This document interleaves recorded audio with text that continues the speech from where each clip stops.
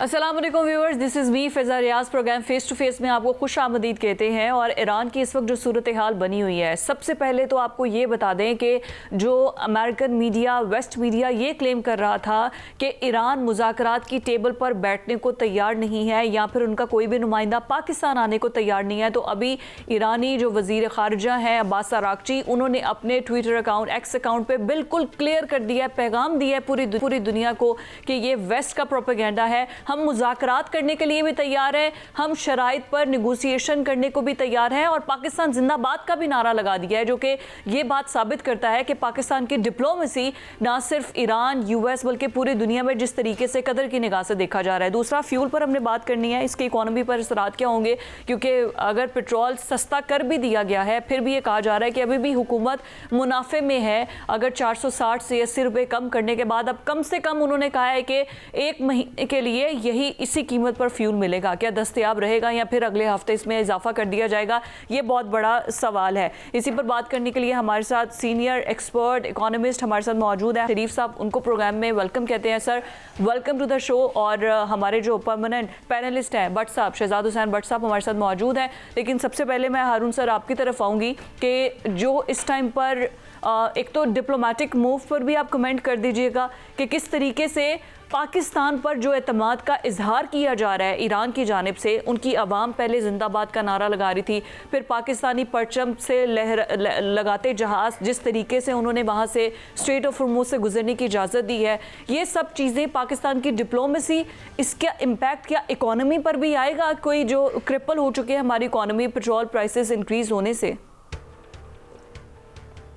जी, Pakistan historically अपनी diplomatic positioning और geopolitical positioning को इकोनॉमिक गेंस के लिए इस्तेमाल करता रहा है, चाहे कोल्ड वॉर का टाइम हो या पोस्ट 9/11 का टाइम हो। लेकिन अनफॉर्चुनेटली जो हम इस्तेमाल करते रहे हैं उसके बेनिफिट्स जो हैं, वो फाउंडेशन जो एक इकोनॉमी की एक्सपोर्ट बेस कंपेटिटिव बनानी थी, उसकी बजाय सिर्फ कुछ लोगों ने उसका माजी में फ़ायदा उठाया है। अभी पाकिस्तान फिर से डिप्लोमेटिकली एक बहुत अच्छी पोजीशन पर है। हमारा एतमाद जो है लोगों में बढ़ गया है, क्रेडिबिलिटी बढ़ गई है कि हम एक संजीदा मुल्क हैं और हम डिफेंस वाइज भी पावरफुल हैं। अब इसको इकोनॉमिक गेन्स में अगर कन्वर्ट करना है तो हमें बड़ी मजबूत पॉलिसी शिफ्ट्स चाहिए और उस इन्वेस्टमेंट क्लाइमेट को मजबूत करके हमें टारगेटेड इमीडिएटली मैसेजिंग करनी है इकोनॉमिक डिप्लोमेसी की, इन पैरेलल विद जो हम ये स्टेबिलिटी और पीस की कोशिशें कर रहे हैं। तो यहाँ हमें डिप्लोमेटिक स्किल्स को इकोनॉमिक मैनेजमेंट की स्किल के साथ क्लब करने की ज़रूरत है।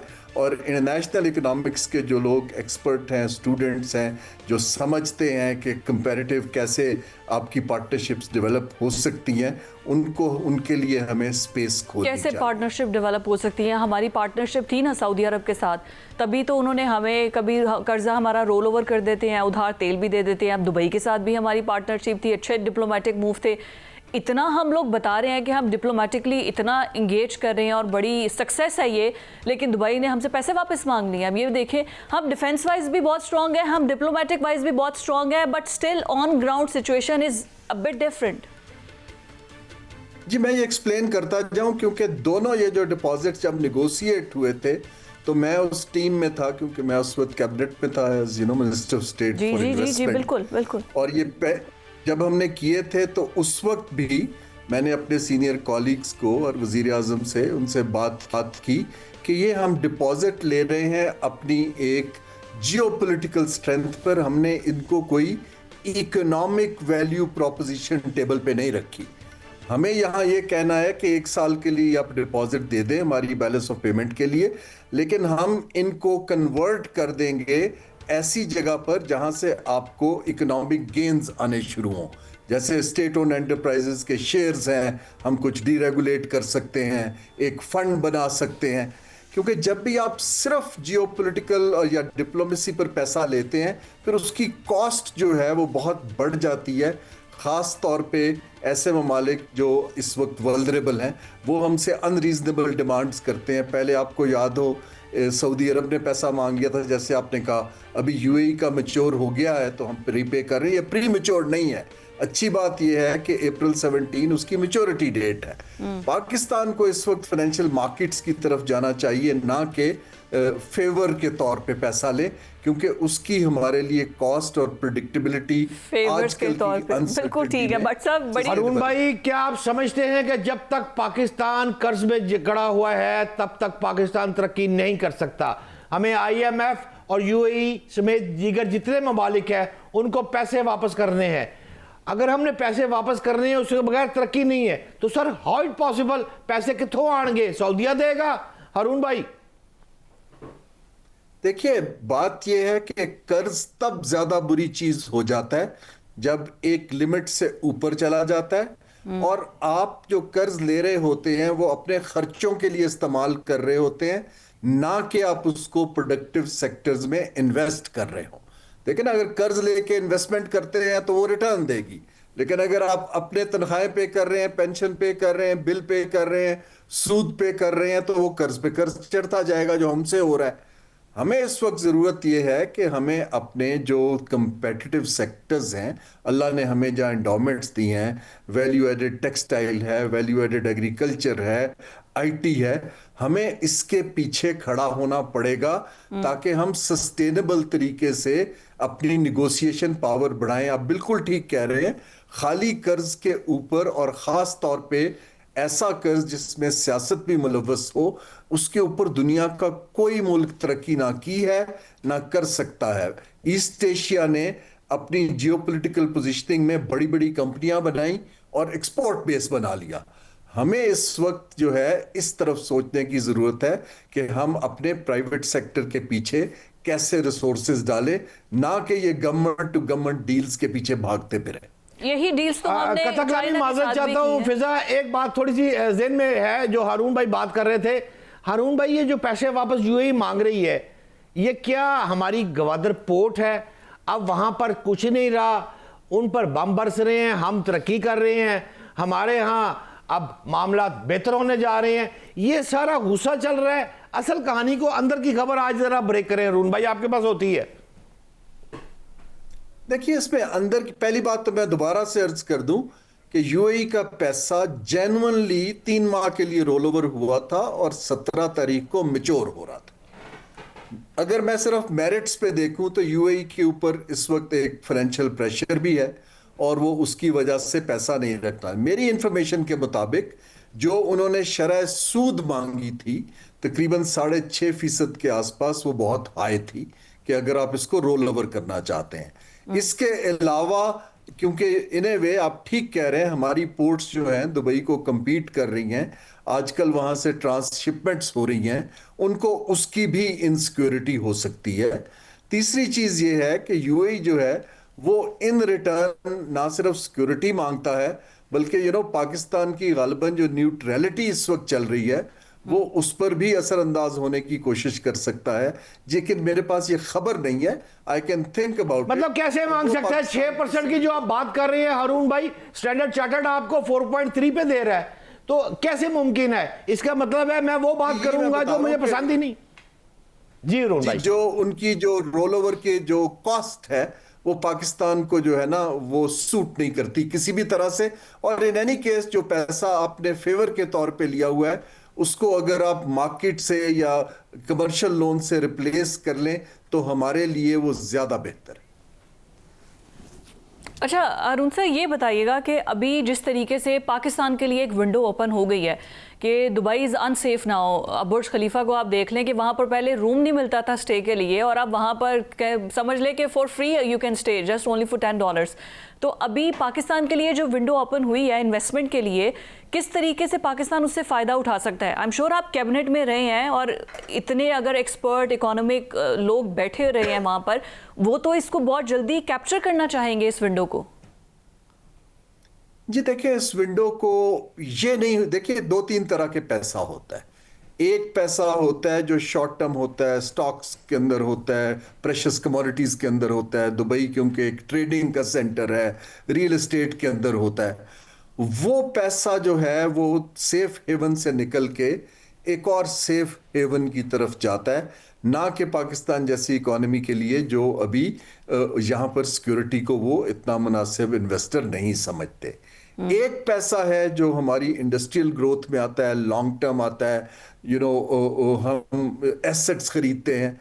पाकिस्तान के अंदर तब पैसा आएगा जब हम इमीडिएटली, जैसे मैंने अर्ज किया, हमारे जो इकोनॉमिकली स्ट्रॉन्ग सेक्टर्स हैं जो खुद कदम पे खड़े हुए हैं सब्सिडीज की बजाय, हम उनको ऑफर करें एज जॉइंट वेंचर्स। देखिए हमारे ये सेक्टर्स अच्छे हैं, ये अपनी कैपेसिटी डबल कर सकते हैं, आप आइए और पैसा लगाइए, खास तौर पे एक्सपेट्रिएट। ये सर जो आप सारे चीजें बता रहे हैं ना, ये आई एम श्योर कि ये बहुत पहले से हो रहे हैं कि जेवी करें और जॉइंट वेंचर्स के जरिए मुल्क के अंदर पैसा लेकर आए। अभी अगर आपसे मैं पूछूं कि अभी फ्यूल प्राइसेस जिस तरीके से बहुत ज़्यादा हाई हुई, स्पाइक पकड़ी, और फिर उसके बाद प्राइम मिनिस्टर साहब आते हैं और 80 रुपये जो है वो कम कर दिया है आवाम को रिलीफ देने के लिए। हमारे ऑयल रिजर्व्स की कैपेसिटी है क्या? हम कितने महीनों का ऑयल रिजर्व कर सकते हैं? जी देखिए, ये इस वक्त बड़ी, क्योंकि चीज़ें अनसर्टन हैं, अनप्रिडिक्टेबल हैं। हमारा जो ये ऑयल प्राइसेस के ऊपर कम्युनिकेशन हुई है पिछले 7 दिन में, वो रादर रिएक्टिव है। लोगों को मैसेज मार्केट्स को ये गया है कि कोऑर्डिनेशन का फुकदान है, कम्युनिकेशन का फुकदान है। पहले हमने कहा कि हम एब्जॉर्ब करेंगे, फिर हमने सडनली 50% बढ़ाई, फिर हमने उसके अंदर कुछ वापस ले लिया। तो मार्केट्स इस तरह की कम्युनिकेशन के ऊपर होल्ड पे चली जाती हैं कि यहाँ पता नहीं आगे क्या होना है। हमें 3 एरियाज के ऊपर बड़ा क्लियर लोगों को एतमाद पे लेना है कि जो हुकूमत है एग्जैक्टली इस प्राइस का कितना हिस्सा शेयर कर रही है। नंबर 2, किस तबके के ऊपर हमने कितना शिफ्ट किया है और किस तबके को हम प्रोटेक्ट कर रहे हैं, और उसके लिए हमारे पास इदारा जाती तरीका क्या है। नंबर 3, 25 से 30% हमने डिमांड को कैसे कम करना है और ऑल्टरनेट्स की तरफ मूव करना है। ये एक प्रोफेशनल, क्रेडिबल, सर ये तो आपने टाइमलाइन बता दिया ना। मैं सिर्फ ये जानना चाह रही हूँ कि हम अगर ख़रीदते हैं फ्यूल, ईरान से ख़रीद लें, रशिया से ख़रीद लें, हमारे पास कैपेसिटी है क्या? कितना हम स्टोर कर सकते हैं कि हमें फिर प्राइसेस को इंक्रीज़ करना या डिक्रीज़ करना हमारे हाथ में आ जाए? IMF के साथ जब हम बैठेंगे, IMF की शर्त थी कि आप सब्सिडी ख़त्म करें और आप फ्यूल दें, लेकिन हमने फिर भी 80 रुपये कम कर दिया। उसको भी तो टैकल करना है। हमारी कैपेसिटी क्या है? जी, मैं इसका, क्योंकि ऑयल सेक्टर एक्सपर्ट नहीं, जो मैंने पूछा है लोगों से, वो कहते हैं 60 दिन के रिजर्व्स आप बिल्ड कर सकते हैं। हमारे पास अभी 21-22 दिन के रिजर्व्स हैं।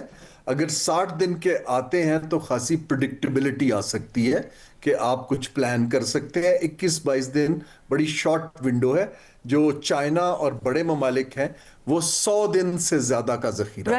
राइट। काबिल एहतराम हारून भाई, मेरे पास एक खबर है कि पाकिस्तान का साथ एक मुस्लिम ममालिक में से एक मुल्क जो है वो बहुत दोस्त है, और वो हमें JF-17 थंडर देने के बदले 5 से 10 बिलियन डॉलर एडवांस देने जा रहा है।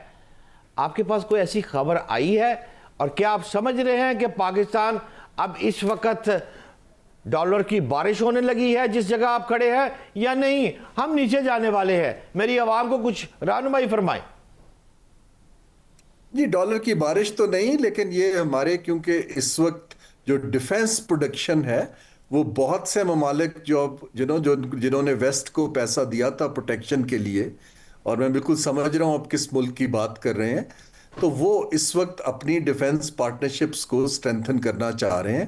क्योंकि पाकिस्तान ना सिर्फ JF-17 और टेक्नोलॉजी दे सकता है, पाकिस्तान उनको ट्रेन भी कर सकता है कि इस्तेमाल कैसे करना है। ये 2 बड़ी मुख्तलिफ चीजें हैं कि आप एक तो इक्विपमेंट खरीद लें, बट आपके पास एक्सपर्टीज भी तो होनी चाहिए ना। Exactly. जो हम ये सिक्योरिटी के पैक्ट्स कर रहे हैं उसके अंदर I would not be surprised कि जो पैसा निकल रहा है डिपॉजिट्स का वो इस तरह से हमारा बैलेंस आउट हो जाए शॉर्ट टर्म। बिल्कुल ठीक है, और ये बड़ी खबर है कि अगर जिस तरीके से बैलेंस हो जाता है पैसा। बहुत शुक्रिया हारून सर, हमारे साथ मौजूद थे और इकोनॉमी पे जिस तरीके से डिटेल डिटेल बताया, बट भट्ट साहब आपके पास भी खबरें हैं कि ये खबर हमें बताए कि क्या हुआ रातों रात, क्या ख्वाब आया कि शहबाज शरीफ को मजबूरन सुबह 80 रुपये पेट्रोल, सिर्फ एक दिन की दिहाड़ी लगवानी थी कि आप पेट्रोल पंप मालिकान की, या फिर अवामी प्रेशर बहुत ज़्यादा था? क्या खबर है आपके पास? नहीं देखें फ़िज़ा, बात यह है कि पाकिस्तान IMF से हम मकरूज़ तो हैं, ये तो सबको पता है। हमारी हर शख्स के ऊपर लोन है, ये भी सबको पता है। सवाल यहाँ पर यह है कि बजट में तय हुआ था कि जो लेवी 160 है वो 80 रुपये होगी इधर से और 80 रुपये होगी आवाम की जानब से। अब जबकि ये पेट्रोल की कीमतें बहुत ज़्यादा प्रेशर बढ़ गया, तो फिर इस वक्त खबर दे रहा हूँ आपको फ़िज़ा कि रायविंड में एक सोए हुए शख्स थे जिनका नाम मियां मोहम्मद नवाज शरीफ है, वो जागे हैं। उन्होंने मीटिंग्स की हैं पिछले एक हफ्ते में, मुसलसल मीटिंग। रायविंड इस वक्त सियासी अखाड़ा बना हुआ है और वहाँ पर मीटिंग जो हुई हैं, शहबाज शरीफ को बुलाया गया और बहुत ज़्यादा नागवारी का इजहार किया मियां मोहम्मद नवाज शरीफ ने कि इतना पेट्रोल पाकिस्तान की अवाम अफोर्ड नहीं कर सकती। बाद ये बात फिर मियां मोहम्मद नवाज शरीफ ने अपनी काबीना से और मुख्तदर हलकों से डिस्कस करने के बाद अब ये आया है कि आप देख रही हैं कि थोड़ा सा जो वफाकी वज़रा है वो पहले तनख्वाह इतनी करते थे, अब वो महीने की नहीं लेंगे, 4 महीने की लेंगे, हमारी बचत ये होगी। जो प्रेशर पड़ रहा है इस वक्त मुस्लिम लीग नून की हुकूमत पर, वो तो सिर्फ ये है कि तमाम अवाम पाकिस्तान की जायज़ बात कर रही है कि भाई पहले अपने खर्चे घटाओ। अच्छा, ऐसा बात ये खबर भी है कि भट्ट साहब जा रहे हैं मियां नवाज शरीफ साहब अहम दौरों पे सऊदी अरब पे, बाकी ममालिक में। बिल्कुल दुरुस्त बात कर रही हैं आप, ठीक फरमा रही हैं। इस वक्त मैं आपको आज खबर दे रहा हूं कि मियां मोहम्मद नवाज शरीफ आगे है मैदान में। राइट। अब वो मियां मोहम्मद नवाज शरीफ साहब जो सियासत से जरा किनारा कशी कर रहे थे, बिल्कुल डिफरेंट है। आपको आने वाले चंद दिनों में नजर आ जाएगा कि यही मियां मोहम्मद नवाज शरीफ सऊदी अरब उम्रे के दौरे पे होंगे, यही मियां मोहम्मद नवाज शरीफ टर्की के दौरे पे होंगे, क्योंकि चीज़ों को संभालने के लिए जिस तरह शहबाज साहब, हुकूमत, मुख्तदर हल्के तमाम एक प्लेटफॉर्म से इकट्ठे जो एफर्ट कर रहे हैं, उसमें कोई शक नहीं कि पाकिस्तान डे बाय डे अल्हम्दुलिल्लाह ऊपर जा रहा है। लेकिन बात यह है, अवाम पिस रही है, हम परेशान है। आपकी गाड़ी में मुझे पता है कि आज सिर्फ 2 लीटर पेट्रोल रह गया है और बाकी पेट्रोल आपका, एम आई राइट और रॉन्ग? सच्ची बात कर दी आपने। इतना है आपकी गाड़ी में, सच्ची लास्ट पॉइंट पर है, लास्ट पॉइंट पे है। तो हम नहीं भाई, सीधी बात है, मियां मोहम्मद शहबाज शरीफ साहब आपकी अज़मत को सलाम है, लेकिन हम इतनी महंगाई में गुजारा नहीं कर सकते। हम इस पाकिस्तान में नहीं रह सकते इस पेट्रोल में। आपने जो हम पे रिलीफ दिया है, हम आपके इंतहाई मशकूर है, लेकिन इसमें भी अभी कटौती जो है 13 रुपए अभी भी हुकूमत फायदे पे है। कटौती की बात नहीं है, हुकूमत अभी भी 13 रुपए फी लीटर फ्यूल पर फायदे में है। ये बड़े मियां साहब ने अगर डांट पिलाई है और उसके बाद अगर ये कीमतें कम हुई हैं तो फिर सही बात है, फिर लगता है कि वो डांट डपट से ही काम करा सकते हैं। एक छोटे से ब्रेक पर हमने जाना है। बात आखिरी में दो फिक्र जरूर कहना चाहूंगा। मैं आपको आज सीधी बात कहना चाहता हूं कि मैंने जो रिपोर्टिंग है, जो मैंने फील किया है, अप्रैल के आखिर तक अगर ये अमेरिका ईरान जंग खत्म ना हुई तो दुनिया में तेल का इतना शदीद बहरान आ जाएगा कि 100 में से 50 गाड़ियां जो है वो सड़कों पर खड़ी होंगी। पाकिस्तान में अगर 100 गाड़ी है तो उसमें से 60 गाड़ी जो है वो घरों में कैद हो जाएगी। क्यों कैद हो जाएगी? शदीद महंगाई और कैद साली का भी खतरा है इस वक्त। आप नाए हरमस अगर मजीद इसी तरह रहा, कुछ जहाज, हम अल्हम्दुलिल्लाह हमारे जहाज आ रहे हैं और वो जहाज आ रहे हैं जिनके ऊपर पाकिस्तान का झंडा है, वी फील प्राउड, ये बात खुशी की है। लेकिन इस तरह नहीं है जिस तरह अभी जो पेट्रोल है और दीगर महंगाई ऊपर जा रही है। हुकूमत वक्त को सोचना पड़ेगा, इस तरह नहीं चल सकता पाकिस्तान। बिल्कुल ठीक हो गया, आपका पॉइंट आ गया है। मुझे एक ब्रेक पर जाना और उसके बाद ईरान ने जो तबाही मचा दी है यूएसए में, इसराइल में, और उनके जो तैयारे गिरा दिए हैं, डिटेल डिस्कशन करते हैं after this break. Stay with us. Break के बाद आपको खुश आमदीद कहते हैं। और आपको पता है कि जिस तरीके से ईरान ने अपनी 94वीं लहर शुरू कर दी है और इसी आड़ में बहुत से मिसाइल दागे गए हैं, दावे किए गए हैं पासदारानी इनकलाब की जानिब से कि जो उनके फाइटर जेट हैं, ऐसे तैयारे, ऐसी स्टेल्थ टेक्नोलॉजी जिसके बारे में क्लेम किया जाता था कि शायद ये सबसे ज़्यादा एडवांस टेक्नोलॉजी है, और वो भी उनकी वीडियोस भी जारी कर दी गई हैं उन तैयारियों को गिराने की। F-35 हो, F-15 हो, इन सबको जो रीफ्यूलिंग के लिए जो आ रहे हैं वो, यहाँ तक कि जो उनके पायलट्स हैं वो तक आवाम से अपील की जा रही है कि अगर आपके पास मौजूद हैं, कहीं पर भी नजर आते हैं, तो आपने उनको जो है वो नुकसान नहीं पहुंचाना। अमेरिकन पायलट्स भी इस टाइम ईरान के कब्जे में है। तो ये सारी सूरत हाल में अब आगे आने वाले दिनों में क्या नजर आ रहा है कि ईरान की सिचुएशन कैसी होगी? क्या अपर हैंड अभी भी स्टिल ईरान के पास है? यहीं से हम गुफ्तगू को आगे बढ़ाएंगे और हमारे गेस्ट जो खालिद चिश्ती साहब ने हमें ज्वाइन किया है उनको प्रोग्राम में खुशामदीद कहते हैं। सर, एक तो आपके तज्ज़िये बेलाग गुफ्तगू सभी उसके बहुत ज़्यादा फ़ैन है, क्योंकि जिस तरीके से आप एक्सप्लेन करते हैं पूरी की पूरी सिचुएशन को, दैट इज़ रिमार्केबल। अभी आसान लफ्ज़ों में अगर हम इस टेक्नोलॉजी को, जो कि अमेरिकन टेक्नोलॉजीज़ है, अमेरिकन फाइटर जेट्स है, अगर आप हमारे अवाम को समझाएं कि ये टेक्नोलॉजी कितनी काबिल है, कितनी एडवांस है, लेकिन इसको गिरा देना, इन जहाज़ों को भी गिरा देना, मुमकिन बना देना, तो ईरान के पास उसके मुकाबले में कितनी एडवांस टेक्नोलॉजी होगी? बहुत शुक्रिया फिजा आपका और भट्ट साहब, आपने इनवाइट किया और शुक्रिया आपने अच्छे अल्फाज कहे मेरे बारे में। ये जो टेक्नोलॉजी जिसका आप जिक्र कर रही हैं, पहले मैं एक छोटी सी क्लैरिफिकेशन देता चलूं कि हम समझते हैं 5th जनरेशन स्टेल्थ फाइटर का मतलब है कि रडार पर देखा ही नहीं जा सकता। जी, ऐसा ही। उसको इम्प्योरिटी हासिल नहीं है ऐसी टेक्नोलॉजी को, इसमें कोई क्लैरिटी या शक डाउट नहीं होना चाहिए कि इम्प्योरिटी का मतलब है कि ये 100% गारंटेड नहीं होता। और सिंपल करने की मैं कोशिश करता हूँ। बुनियादी तौर पर रेडार पर ये नजर इसलिए नहीं आता कि जो रेडार मिशन करता है, यानी अपनी रेज फेंकता है आसमान में, जहां पे कोई नॉर्मल कन्वेंशनल पुराने जहाज हो जाता था पुराने, तो वो अपनी जाहिर है ब्लॉक करता था रेडिएशन को। जब वो ब्लॉक होती है रेडिएशन, तो वो इसको मैसेज रेडार को पता लगता है कि फलां जगह से मेरी रेडिएशन वापस टकरा के वापस आ रही है, तो वो आइडेंटिफाई हो जाता था। पुराने जो जहाज हुआ करते थे 3rd जनरेशन 4th जनरेशन, ये जहाज क्या करता है, या तो इनको रेज को डिफ्लेक्ट कर देता है, रडार की तरफ नहीं जाने देता, या एब्जॉर्ब कर लेता है अपने पेंट और मटेरियल की वजह से। वो ज्यादा टेक्निकल हो जाएगा, मैं उसमें नहीं जाता। तो अब होता ये है कि इस जहाज को पिक करने के लिए एक चीज जो है सोर्स अभी तक वो दुनिया नहीं उसका कुछ इलाज कर सकी, वो है जेट इंजन। यानी कि इंजन के अंदर से जो तकरीबन 800-900 डिग्री सेंटीग्रेड टेम्परेचर का जो बर्नर चल रहा होता है या इंजन चल रहा होता है, उसकी तो रेडिएशन या हीट आप नहीं रोक सकते। इसके अंदर एक F135 Pratt and Whitney company का लेटेस्ट इंजन लगा हुआ है, इसके बावजूद इंजन स्टेल्थ नहीं हो सकता, यानी उसने हीट छोड़नी होती है पीछे।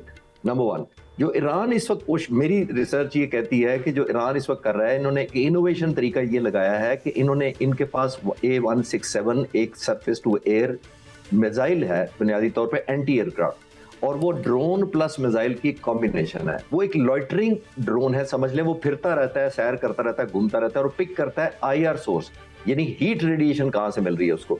जब वो हीट रेडिएशन उसको मिलती है तो उसकी लोकेशन बताता है या प्रॉक्सिमिटी एरिया बताता है कि यहाँ पे हीट रेडिएशन है, जहाँ फाइटर जहाज स्टेल्थ हो सकता है या दूसरा जहाज भी हो सकता है। तो उसके बाद जमीन से एक फायर किया जाता है सरफेस टू एयर, जो इनके पास मिसाइल्स हैं ईरानियंस के पास, वो उस एरिया में फेंका जाता है और उसके बाद क्लोज जाकर वो हीट सीकिंग करके उस जहाज को तबाह करता है। मेरी नजर में ये एक टेक्निक है, क्योंकि इससे पहले दुनिया में स्टेल्थ फाइटर निशाना नहीं बनाए गए। ये बड़ी अनयूजुअल बात है। और आखिरी और मोस्ट इंपॉर्टेंट इसके अंदर बात फिजा ये है कि देखिए, जब 5th जनरेशन इस तरह का और F-15 जहाज जो तकरीबन 60 सालों से उड़ रहा है, अपग्रेड हुआ है, दुनिया में सबसे ज्यादा कॉम्बैट में हिस्सा लेने वाला जहाज, लीडिंग जहाज है F-15, वो भी तबाह हुए। आज तक वो, आज से पहले कॉम्बैट में कभी गिराया नहीं गया था F-15। F-35 की तो बात छोड़िए, वो तो वैसी 5th जनरेशन है, उसका तो सोचा ही नहीं जा सकता था। इससे पहले हम सब समझते थे कि इनविंसिबल है, इनवल्नरेबल है, इसको शूट नहीं किया जा सकता। तो ईरान ने एक इनोवेशन लगाकर एक एलिमेंट ऑफ फियर, जिसको कहते हैं ना, खौफ पैदा कर दिया है प्लानिंग में, एम्प्लॉयमेंट में। अब अमेरिका के लिए बहुत मुश्किल होगा ऐसे जहाजों को बेदाग या बेलाग भेजना और बेखौफ भेजना इस एरिया में, नोइंग कि ये जहाज भी टारगेट हो सकता है। तो ये न्यू डेवलपमेंट है जिसके लिए नेचर ऑफ ऑपरेशन बदल जाएगी आने वाले वक्तों में अमेरिकन पॉइंट ऑफ व्यू से, क्योंकि वो बड़े हिचकिचाएंगे ऐसे जहाज भेजने से पहले कि ये भी आगे प्रोडक्शन में और आगे परचेजिंग में, जिस तरह हमने जब राफेल गिरा दिया था तो कैसे उसकी मार्केट डाउन हो गई थी। एंड आई एम श्योर हमने तो अभी ये टेक्नोलॉजी लेनी थी, हमने तो इस पर अभी काम करना था, बस उसको ईरानियों ने पहले ही गिरा दिया। बट साहब, इतने मुस्कुरा रहे हैं आप, ये बताएं कि ईरान के साथ जो बाकी प्रॉक्सीज में मिल गई हैं, ये कितनी की तबाही मचा देंगी? और अभी जिस तरह वादा सादिक जो नया ऑपरेशन ईरान ने लॉन्च कर दिया है, कितनी तबाही मचा चुका है ये? देखें, काबिल एहतराम फिजा, बात यह है कि 2 मार्च से लेकर अब तक इसराइल जो है ना, हर तरफ से गिर गया है। अब इसराइल पर 1221 हिजबुल्लाह की तरफ से हमले हो गए हैं। अच्छा, इन हमलों में जो इसराइल के साथ 6 बस्तियां थी, करियात, शमूना और नहारिया शामिल है। इनमें भी बहुत ज़्यादा नुकसान हो रहा है। यानी बात करने का मकसद ये है कि इसराइल ईरान के साथ लड़ रहा है, हिजबुल्लाह के साथ लड़ रहा है, मलेशिया के साथ फौजें आ गई है, ये चारों तरफ से आ गई है। अगर बीबीसी को कोट करूंगा तो वो तो कह रहे हैं कि इनके पास जो फाइटर है हिजबुल्लाह के पास, उनकी तादाद 1 लाख है, बट जो मैंने इन्वेस्टिगेशन की है उनकी तादाद 20 से 50 हज़ार के लगभग वाकई हिजबुल्लाह के पास फाइटर मौजूद है। लेकिन बात यह है, ये चारों तरफ से जो हो रहा है इससे काफ़ी सारा नुकसान हो रहा है। लेकिन अफसोस ये है कि उनका मीडिया जो है वो भारतनुमा मीडिया है, या तो झूठ बोलता है या चीज़ दिखाता नहीं है, इसलिए हकायक जो है इसराइल के वो बाहर नहीं आ रहे। लेकिन हम जानना चाहते हैं, हमारे साथ इंतहाई काबिल एहतराम खालिद भाई है, मौजूद है, इनसे फ़ायदा लेते हैं। अपनी बात हम इनकी ब्रेक के बाद कर लेंगे मेरा ख्याल है। काबिल एहतराम खालिद भाई, 2 चीज़ें सामने आई हैं, जदीद अमरीकी जंगी तैयारे F-15E और A-10, ये 2 जो वार्थोग तबाह हुए हैं, ये दोनों तैयारे किस किस्म के हैं, इनके बारे में हमें तफसील बताएं। और ये बताएं कि अमेरिका तो ईरान के मुतल्लिक कहता था कि फ़ज़ाई सारी हदूद मेरे पास है, ये जंगी पायलट गिरफ्तार हो गया, ये हेलीकॉप्टर बचाने आया, व्हाट इज़ दिस सर? 2 तैयारे कैसे हैं? और फ़ज़ाइया वाली बात जो की थी मेरे कंट्रोल में है, ट्रंप कहता है, क्या आप उससे डिसएग्री हैं जनाब मोहतरम खालिद भाई? भट्ट साहब, ये जो F-15 जो है ये तकरीबन 60 साल से सर्विस में है। बहुत सारे मुल्कों को इंक्लूडिंग सऊदी अरब, उनको ये दिया गया है F-15 जहाज़। बहुत ही कामयाब जहाज़ है, इसका डबल इंजन है। एक एडवांटेज इसका ये है कि इसकी कॉम्बैट परफॉर्मेंस क्योंकि बहुत अच्छी है, ये सो मच सो कि एक विंग इसका एक डैमेज हो गया था कंप्लीट, तो एक सिंगल विंग के ऊपर भी एक इजरायली पायलट ने उतार दिया था। जहाज़ इतना स्टेबल है, मैं मैनूवरिंग पॉइंट ऑफ व्यू से बता रहा हूँ। दूसरी बात यह है, कॉम्बैट में कभी शूट नहीं हुआ। तीसरी वर्जन ये है कि कंटिन्यूसली इसको इंप्रूवमेंट की गई है। जो F-15E कह रहे हैं वो बुनियादी तौर पर E का मतलब extended, E stand for extended का मतलब है कि इसके अंदर रेंज भी एक्स्ट्रा है, फ्यूल एक्स्ट्रा है, वेपन कैरिंग कैपेबिलिटी ज्यादा है। जो लेटेस्ट अमेरिकन है वो E वर्जन यहाँ पे इस्तेमाल कर रहे हैं। पहली बात। जो आप A-10 कह रहे हैं, A stand for attack 10, abbreviations American आमतौर पर इस तरह की यूज करते हैं।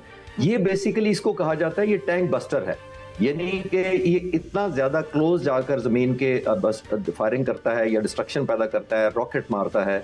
और इसका एक सबसे बड़ा एडवांटेज ये है कि जो इसकी बेली है, यानी जो इसका फ्लैट जो जमीन की तरफ इसकी सरफेस होती है, वो आर्मर पियर्सिंग की गई है, यानी उसको अगेंस्ट नीचे जो स्मॉल आर्म फायर्स होते हैं, एंटी एयरक्राफ्ट गनें लगती हैं, उसका इसकी बॉडी पर कोई असर नहीं होता। इसलिए बेखौफ ये नीचे आ जाता है और बहुत ही क्लोज आके जो टारगेट होते हैं जमीन पर उसको निशाना बनाता है। तो इसको बहुत सिक्योर समझा जाता है। लेकिन उसको टारगेट कर लेना, आप सोच लें जिस जहाज को आर्मर पेरिसिंग की गई हो या प्लेटिंग की गई हो आर्मर की नीचे, ताकि वो शूट ना हो सके नीचे से, अगर कोई गोलियां लग भी जाएं उसको, आर्म फाइटर जहाज की ये आर्मामेंट के अगेंस्ट इस तरह रेजिलियंस नहीं होती।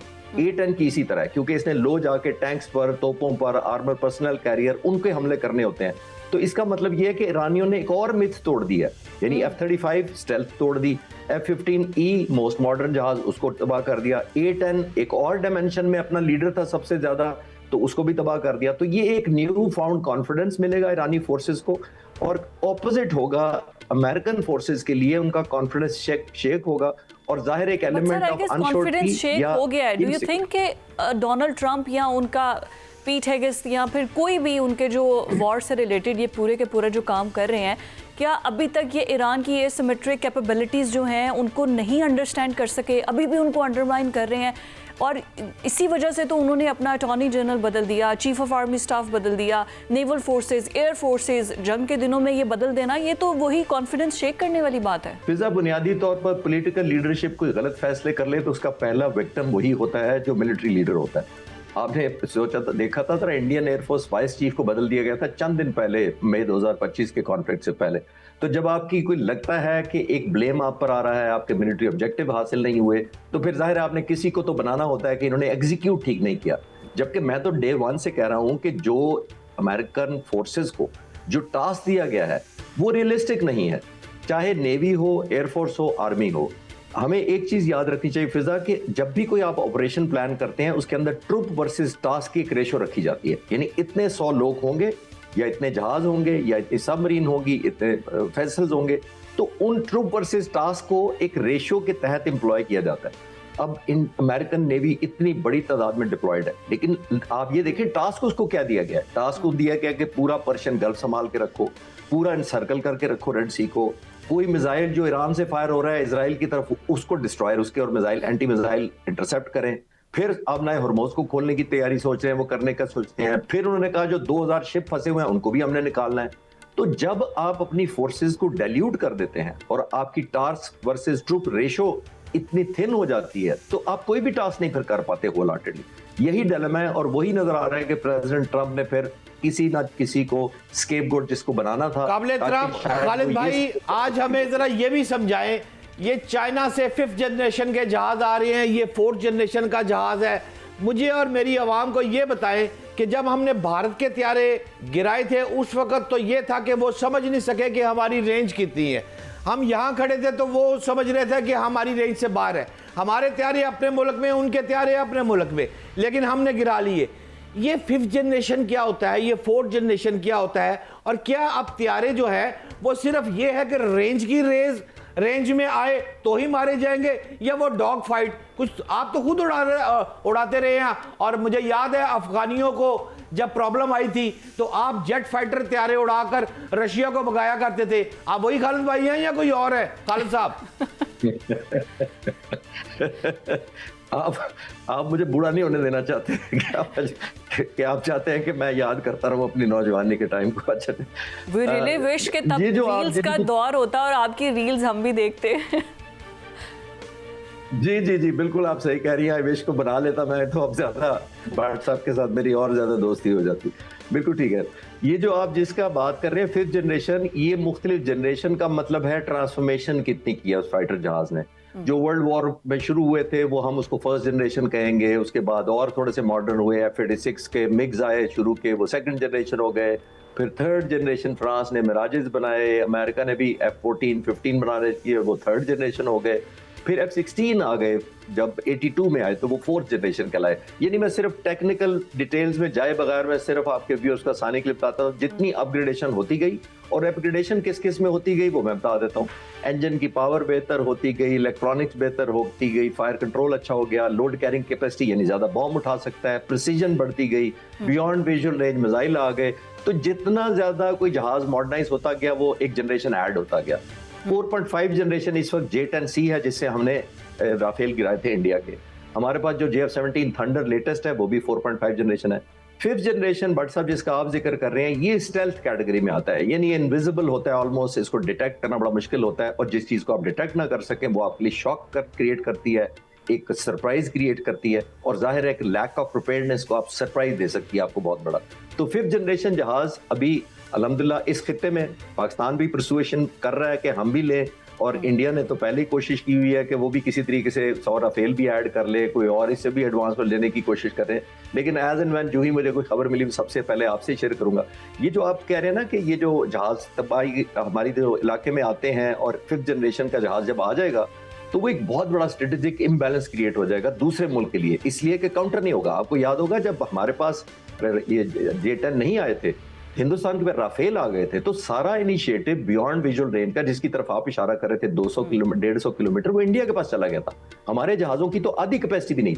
फिर अल्हम्दुलिल्लाह पाक फिजाइया के प्रेजेंट सरबराह air chief marshal Zaheer Ahmed Babar Sidhu ने एक इमीडिएट अर्जेंट 10 महीनों में इंडक्ट किया, J-10C को ऑपरेशनलाइज किया डे एंड नाइट, और बाकी तारीख का हिस्सा है कि रिजल्ट जो पाकिस्तानी फिजाइया ने दिया वो तारीख का हिस्सा है।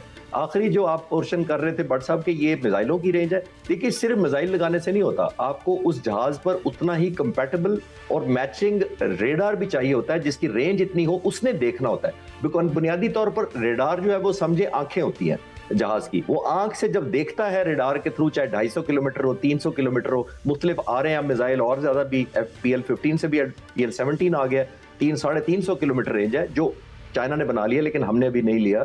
तो जब 350 किलोमीटर आपने मारना है तो फिर आपके पास रेडार भी कंपैटिबल होना चाहिए। आखिरी जुमला, जैसे हमने अभी वॉर में जो मई की हुई थी हमारे J-10C पर जो रेडार लगा हुआ है उसने 198 लॉन्गेस्ट रेंज पर फायर किया था, 167 लोएस्ट था और 198 लॉन्गेस्ट था। ये रेडार की लिमिटेशन प्लस मिसाइल की लिमिटेशन की वजह से। अगर आप रडार अपग्रेड करें, मिसाइल अपग्रेड करें, तो आप इससे भी बियॉन्ड जा सकते। सर ये क्या वाकई बाय चांस है, बाय लक है ईरान की जानिब से इस तरह? क्योंकि जो यूएस प्रेसिडेंट है या उनकी पूरी की पूरी फोर्सेस हैं वो ये कह रही हैं कि ईरान का एयर डिफेंस सिस्टम हम मुकम्मल तबाह कर चुके हैं, यूरेनियम अफसरदगी वो मुकम्मल तबाह हो चुकी है, उनका मिसाइल सिस्टम हमने मुकम्मल तबाह कर दिया है, ड्रोन्स हैं, मिसाइल हैं, एंटीसेप्टर्स हैं, जो भी है। क्या ये अभी तक ईरान बाय लक ही चल रहा है कि तुक्के से ये गिर रहे हैं तो गिर रहे हैं, या वाकई ईरान के पास हम हमेशा अमेरिकन टेक्नोलॉजी की बात करते हैं, अगर आप ईरानियन टेक्नोलॉजी के बारे में भी बताएं जो बेसिकली आई चाइना और रशिया से ही है? फिजा, मैंने तो पढ़ा था और मेरा मानना यह है कि the luck never favours the अनप्रिपेयर्ड, luck only favours the prepared. जो लोग तैयारी करते हैं किस्मत भी उनका ही साथ देती है। और मुझे अगर कोई कहे कि हमने जो 2025 मई में 6 और 7 की दरमियानी रात हमने जो 7 जहाज मारे थे वो अल्लाह ताला का करम जरूर था, लेकिन लक नहीं थी। 3 साल से हमारे पायलट्स एंटी राफेल टैक्टिक्स तैयार कर रहे थे, उनको डेडिकेटेड मिशन दिए गए थे एयर कॉम्बैट के कि एंटी राफेल ही तैयारी करनी है। तो ये जब आप तैयारी बाय डिजाइन करते हैं तो फिर अल्लाह ताला की बरकत भी आती है, जाहिर है। तो ये ईरान की लक नहीं है। ईरान को डे 1 से पता था कि उन्होंने एयर डोमिनेंस अमेरिका की होने के बाद लड़नी है जंग। उनको डे 1 से पता था कि हमारे रेडार जो हैं, इलेक्ट्रॉनिक सेंसर जो हैं, हमारी एंटी एयरक्राफ्ट जो सिस्टम है वो जैम कर दिए जाएंगे या तबाह कर दिए जाएंगे, और उसके बाद हमने कम बैक करना है। तो ईरान का तो डे 1 से स्ट्रैटेजी भी क्लियर है, उसको अपनी लिमिटेशन भी पता है। तो उन्होंने तो डे 1 से, जैसे मैंने ये आपको पहले सवाल के जवाब में कहा था कि A167 उन्होंने जो एंटी एयरक्राफ्ट जो मिसाइल ड्रोन बनाया सारे का सारा, उसकी कॉम्बिनेशन कर दी ड्रोन के साथ, उसको लॉइटरिंग मिशन, वो उड़ता रहता है हवा में, फिर इंफ्रारेड रेडिएशन को पिक करता है जो इंजन की हीट होती है। तो ये लक नहीं होती, ये आपने पीस टाइम में तैयारी करनी होती है, क्योंकि जब आपको जंग के दौरान मौका कोई भी नहीं देता। इंडियन, आपको सीडीएस का बयान मैं दोबारा नहीं याद कराना चाहता, अनिल चौहान साहब ने, चीफ ऑफ डिफेंस साहब ने, आपको याद है क्या कहा था जब 6-7 को जहाज मार दिए तो उन्होंने कहा था हमारा नुकसान हुआ है, फिर हमने एयरफोर्स अपनी ग्राउंड कर दी, फिर हमने अपने फॉल्ट ठीक किए टैक्टिक्स, और फिर हमने कम बैक किया। दुनिया जंग के दौरान आपको ग्राउंड करके, खालिद भाई आप दुरुस्त फरमा रहे हैं, फिजा ब्रेक के चक्कर में पड़ रही है और मेरे अभी 3 छोटे छोटे शार्प सवाल रह गए हैं, काइंडली तीनों के शार्प जवाब दीजिएगा। पहला सवाल मैं आपसे तीनों इकट्ठा ही कर देता हूं। पहला बात, क्या ईरान के पास अब जंगी असला खत्म होने जा रहा है? एक बात। दूसरी बात आपने फरमाई कि जब जहाज पकड़ा जाता है तो फिर उसको परखा जाता है और उससे मामलात बहुत सुधर जाते हैं। और तीसरा आखिरी सवाल खालिद भाई मेरा आपसे ये है, आपका बहुत तजर्बा है, वसी तजर्बा है, अब होने क्या जा रहा है ईरान अमेरिका जंग में? 3 बातें खालिद साहब। पहला जो आपने पूछा है कि ईरान के पास वेपन कितने हैं, वो तो बड़ी कॉन्फिडेंशियलिटी से प्रोटेक्ट करते रहे हैं, लेकिन जंग से पहले भी मेरा ख्याल ये था इनके पास लॉन्ग रेंज जो मिसाइल्स हैं, जो क्रूज हैं, हाइपरसोनिक है, ये कुछ तकरीबन 10,000 के करीब है। मुझे लगता है उनके आधे भी अभी फायर नहीं हुए, ये मेरा एस्टिमेट है। 50,000 के करीब उनके पास दूसरे मीडियम साइज के ड्रोन हैं, और शायद शाहिद ड्रोन जिसकी हम बात कर रहे हैं वो तो बहुत ही ज्यादा तादाद में है, क्योंकि वो हजारों की तादाद में खुद बनाते रहते हैं, अंडरग्राउंड की फैक्ट्री है। तो आई थिंक वेपन्स की अभी ईरान को कोई शॉर्टेज मैं नहीं देख पा रहा, नंबर 1। फिर दूसरा आप कह रही हैं कि ये जो पोस्ट वो जो वॉर क्या होना है, फॉरवर्ड क्या होना है, फ्यूचर क्या, मेरा ख्याल अभी प्रिडिक्ट करना बड़ा मुश्किल है। लेकिन ये मैं बता सकता हूं कि ईरान ने जितनी कमबैक की है, अपनी रेजिलियंस दिखाई है, अपनी एक बहादुरी दिखाई है कि डटा हुआ है, और एक प्रोहिबिटिव कॉस्ट इजराइल और अमेरिका को पोज किए जा रहा है, उसने अपनी बार्गेनिंग चिप बहुत बेहतर कर ली है। जंग से पहले मेरा ख्याल है किसी का भी अंदाजा नहीं था कि ईरान इतनी बेहतर बार्गेनिंग पोजीशन हासिल कर लेगा। तीसरा आप फरमा रहे थे, जो वो तिश्तगी मेरी रह गई थी, कि जब जहाज गिरता है उसका मलबा, फिजा फरमा रही थी, पकड़ लेते हैं तो उससे फिर आप प्रॉप करते हैं, तो वो उसको थोड़ा सा एलैबोरेट कर दें कि क्या फिर दूसरा मुल्क समझ जाता है कि इसके अंदर क्या है, उसकी जरा तफसीलात। मैं पहले अपना पीस टाइम में बता देता हूं कि हम अगर खुदा न खास्ता हमारा कोई फ्रेंडली जहाज गिर जाए तो हम पूरी A to Z इन्वेस्टिगेशन करने की सलाहियत रखते हैं। आपको पता होता है बाद में सारी एनालिसिस पोस्टमार्टम करने के बाद कि इंजन चल रहा था, आग हवा में लगी थी कि जमीन में लगी थी, ये टेस्ट होते हैं मुख्तलिफ, उसकी डिटेल्स में नहीं, आपका टाइम नहीं लगना चाहता। तो जो इंजन कैसा चल रहा था, डिफरेंट पैरामीटर्स कैसे थे, पावर सेटिंग क्या थी, उसके अंदर क्या फॉल्ट हुआ था, आग हवा में लगी थी या जमीन पर जो गिरने के बाद फ्यूल की वजह से ये आग लगी है, ये डिफरेंशिएट आप कर सकते हैं। हर चीज का आप बहुत ज्यादा हद तक पहुंच जाते हैं इन्वेस्टिगेशन किसी एक्सीडेंट की। तो अगर आप अपने एक्सीडेंट की पहुंच सकते हैं तो जाहिर है जब जहाज आपके हाथ चढ़ता है उसके अंदर बहुत सारी चीजें इंटैक्ट भी होती हैं। अगर आग लग जाए फिर भी आप बहुत ज्यादा इक्विपमेंट में से आइडेंटिफाई या स्क्रूटनाइज या जैसे पोस्टमार्टम तेजस कर का सकते हुआ हैं था to दुबई के identify अंदर, कि इसके पता चल range गया क्या है, था। इसकी मिसाइल क्या है। बिल्कुल ठीक है, sorry I cut you in half sir, लेकिन बहुत अच्छे से डिटेल आपने डिस्कशन हमारी होगी और आपने चीज़ें क्लियर कर दी, लेकिन स्टिल बात यही है कि मुज़ाकरात की टेबल पर ही मामला हल होंगे। अब देखना यह है कि कब, कितनी देर तक, क्योंकि अभी तो फिलहाल दोनों डटे हुए हैं। नाज़रीन, आज के प्रोग्राम से इतना ही, इजाज़त दीजिए, अल्लाह हाफ़िज़।